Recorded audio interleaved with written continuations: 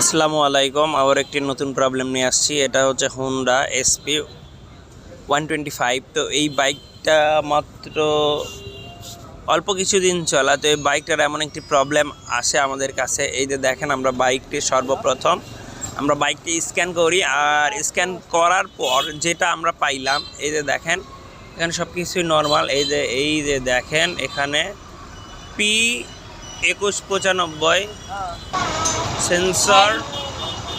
এই যে আবার একটু খেয়াল করেন,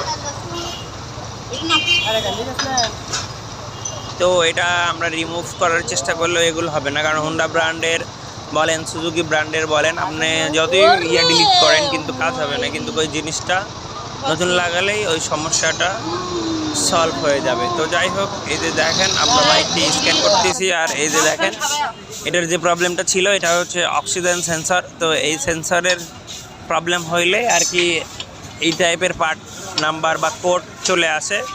তো আশা করি আপনারা বুঝতে পারছেন। এটা যদিও নতুন গাড়ি, যেহেতু এই গাড়িটার সার্ভিস ওয়ারেন্টি আছে, সেক্ষেত্রে এই গাড়িটা আমরা খুলবো না, কিন্তু এটা সার্ভিস ওয়ারেন্টি যেহেতু আছে আমরা ওখানে সার্ভিস সেন্টারেই পাঠিয়ে দিব। তো আশা করি বুঝতে পারছেন। ধন্যবাদ।